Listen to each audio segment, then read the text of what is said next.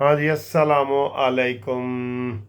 लो जी, ये आर्डर जो हमने बिल पास करवाया है ना, फेडरल गवर्नमेंट के जो रिटायर्ड मुलाजमीन है, ये बिल ये पास हो गया। ये उसका अंग्रेज़ी का है, ये उर्दू का है। ये इसके ऊपर अब सिर्फ आसिफ अली जरदारी ने जो है ना वो दस्तखत करने हैं, और गवर्नमेंट ने भी कहा है हमारा इसके ऊपर कोई इतराज़ नहीं है। तो ये बिल की ये कापी है, किसी को नज़र आ रहा है तो वो बेशक वो नोट कर ले। ठीक है। ये तो ये हो गया है रिटायर्ड मुलाजमीन का। हमें बहुत मुबारकबादें मिल रही हैं और हमने हिम्मत की है, और मुझे ज़्यादा मुबारकबादें मिल रही हैं कि और कोई वकील पेश नहीं हुआ। लाहौर के 8 वकीलों में से सिर्फ मैं दो दफ़ा बल्कि एक दफ़ा भी कंटेनर लगे हुए थे। ये तो मैं गया हूँ, मैं पेश हुआ हूँ, और केस हमारे हक़ में अल्हम्दुलिल्लाह हुआ है। जो लोगों ने अभी तक अप्लाई नहीं किया हमारे केस में, रिटायर्ड मुलाजमीन पाकिस्तान के सारे इसमें शामिल हैं। जिनको पेंशन मिलती है वो शामिल है, चाहे वो फ़ौज है या आम लोग हैं, या 1 ग्रेड से लेकर 22 ग्रेड तक। सब लोग, आप सब लोग मेरे टेलीफोन पे रब्ता कायम करें। जिन्होंने अप्लाई नहीं किया उनको कह रहा हूँ, वो चाहे सूबाई हैं पंजाब के और फेडरल हैं पूरे पाकिस्तान के, वो रब्ता कायम करें। उनको हम गाइडलाइन देंगे ताकि वो इससे महरूम ना हो जाए। ठीक है। और वो बहुत ज़रूरी है। वो वीडियो में मेरा फ़ोन नंबर भी आपको नज़र आएगा, 030047255752। और आप देखें ये वीडियो। अस्सलामु अलैकुम। वैसे आप यकीन करें सर, मैं आप बिल्कुल आपको सच्ची बात बताता हूँ, मैं हैरान हो जाता हूँ कि ये मरीम नवाज़ साहिबा इतने बड़े बड़े मंसूबे अनाउंस कर रही हैं। ये इतना काम ये कैसे कर लेती हैं। आज अभी अभी ये जब मैं ये वीडियो बना रहा हूँ कि स्कॉलरशिप स्टूडेंट के लिए उन्होंने अनाउंस किया है, 30,000 स्टूडेंट ने रब्ता किया है, 30,000। तो वो बता रही थी कि इसमें 18,000 लड़कियां हैं और 12,000 लड़के हैं। तो बड़ी वो तालियां बाज रही थी कि ये इनको जो है ना स्कॉलरशिप का भी उन्होंने अनाउंस कर दिया। एक एक चीज़ मैं कह रहा हूँ, किसान कार्ड हो, स्टूडेंट कार्ड हो, बेघर लोग हों, हस्पताल के कार्ड हों। मरीम नवाज साहब जिस स्पीड से काम कर रही है ना, तो मेरी वो पेशन गोई बिल्कुल ठीक साबित होगी कि 2029 में मरीम नवाज साहबा जो है वो अगली वज़ीर आज़म है। ये इनके काम की बुनियाद पे मैं कह रहा हूँ। मैं कोई और मेरा कोई उसमें पार्टी की एफिलिएशन या मुस्लिम लीग नून की या ये नहीं है। काम की बुनियाद पे आप देख लें, आप सोशल मीडिया उठा के देख लें, आप टीवी वगैरह देख लें, आपको नज़र आएगा कि मरीम नवाज साहबा काम कर रही हैं। एक के बाद दूसरा कार्ड, दूसरे के बाद तीसरा। किसानों को उन्होंने कहा है कि जनाब मायूस ना हो, तुम्हारी गंदम मैं ख़रीदूँगी तुम्हारी गंदम। तो ये होता है सर जी काम जो नज़र भी आए। ठीक है ना। ये नहीं कि आज असी इस्लामाबाद चढ़ाई करनी है, अगले हफ्ते फेर करनी है, तो उस तो अगले फेर करनी है, तो असी अपने उत्ते केस भी बनाने ने, तो लभना सानू कख नहीं। इन्होंने ये फितने की यही निशानी है ना। आप अच्छे काम करते हैं, कई दफ़ा आपसे नहीं भी होते, गलती हो जाती है, कोई बात नहीं, माफ़ी मिल सकती है। आप काम ही ना करें यार। मैंने लाहौर से इस्लामाबाद जाना है, मैं पैदल भी चल पड़ूंगा ना लाहौर से इस्लामाबाद, तो मैं कुछ दिनों के बाद इस्लामाबाद पहुंच जाऊंगा ना। लेकिन अगर मैं मुंह अपना मुल्तान रोड की तरफ कर दूं, अपना मुंह मैं कराची की तरफ कर दूं, मैं 200 किलोमीटर की स्पीड से गाड़ी पे भी जाऊं ना, मैंने कराची तो पहुंच जाना है, मैंने इस्लामाबाद नहीं पहुंचना। तो इनका यही सूरत हाल है। वो नवाज शरीफ साहब कहते थे इमरान खान को, तब भी कहते थे, ये फितना जब से आया है ना, यकीन करो ये मुल्क की तरक्की में मेन रुकावट है, मेन रुकावट है। मैं इस वक्त पार्टी पॉलिसी से हट के बात कर रहा हूँ। कोई दिन ऐसा नहीं होता जिस दिन ये कहे कि मैंने कोई गलत बयान नहीं देना। अब एक दिन इसका बयान आया है कि जनाब असम्बलियों में आवाज़ उठाएं, दूसरे दिन कल अलीमा ने कह दिया नहीं जी नहीं। इमरान ने तो कहा मेरे पास आखिरी पत्ता मौजूद है। केड़ा पत्ता? पत्ता पत्ता बूटा बूटा हाल हमारा जाने है, जाने ना जाने गुल ही ना जाने बाग तो सारा जाने है। केड़ा पत्ता रह गया। ये भी देखें लोगों को बेवकूफ़ बनाने का तरीका।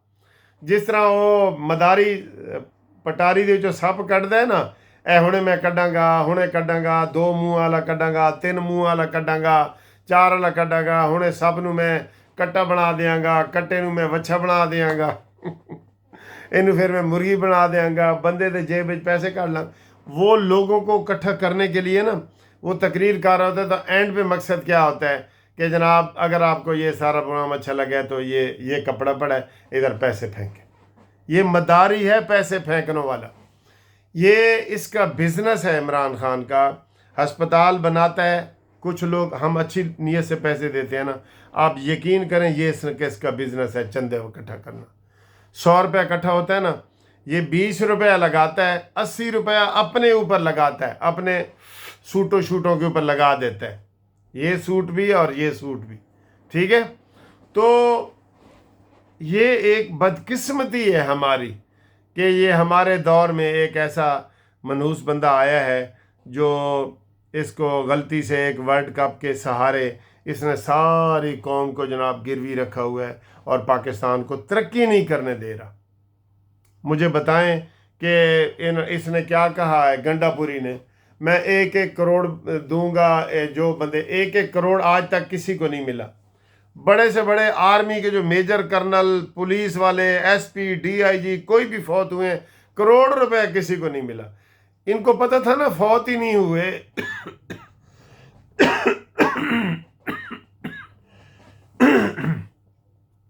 फौत ही नहीं हुए तो करोड़ करोड़ का ऐलान कर दिया।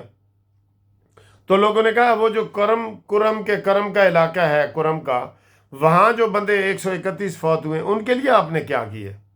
उसके लिए इसने कुछ नहीं किया। तो ये हमारी बदकिस्मती है कि एक फितने के साथ हमारा पाला पड़ा है जिसने आते ही हमारे पाकिस्तान की तरक्की में रुकावट डाली है। सबसे बड़ी रुकावट तो इसने डाली है कि नवाज शरीफ साहब को 17 में इक़्तिदार से हटा दिया गया था, जब 65 रुपए का डॉलर था, 65 रुपए का के बराबर जो है ना पेट्रोल था, हर चीज़ जो है ना, तो वो क्या हशर नशर की है। बड़ा दुख होता है और उसमें कसूर बाजवा का और फैज़ हमीद का भी है। बाजवा और फैज़ हमीद के बारे में सर आपको बताता जाऊं। फैज़ हमीद के बारे में कहा जा रहा है कि उसके सारे क्राइन, शहादतें, वो सारा मुकम्मल हो चुका है। अब किसी वक्त भी उसके ऊपर बहुत बड़ा नज़ला गिर सकता है और वो काल कोठड़ी में जा सकता है और उसको सज़ा होती है, उम्र कैद की भी सज़ा हो सकती है, कुछ भी। और इमरान खान का भी यही है कि ये ताउन नहीं ना कर रहा, वरना अब तक इमरान खान के ऊपर कितने केस हो सकते थे। तो मैं इसलिए इनको, गवर्नमेंट को कहता हूँ कि अच्छे अच्छे वकील रखो। सरकारी वकील ऐसे करके खड़ा होता है, इमरान खान कहता है आज जी मैं पेश नहीं होना, बुशरा बीबी ने भी नहीं होना, तो वो डेट पड़ जाती है। इसको एक्सपेडाइट करो। एक्सपेडाइट का मतलब है डे टू डे हेयरिंग हो। तो इसने 8 साल तक फॉरेन फंडिंग वाला केस चलाया था और उसमें 64 दरख्वास्तें दी थी डिले की बाबर अमान के ज़रिए। हर रोज़ ये नया वकील बदलता है और सारा कुछ करता है, और पैसे इसके पास बड़ा है। पैसा कहते जी पैसा बड़ा है साढ़े को। तो ये फितना फसाद है।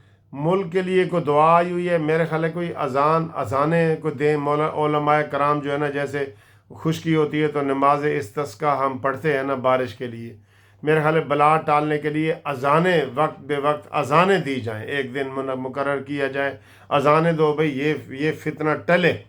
ये समझ नहीं आ रही कि ये याजूज मजूज की कौम है, ये दज्जाली फितना है, ये कौन है जो इतना एक लगा हुआ है और उसको आराम नहीं आता।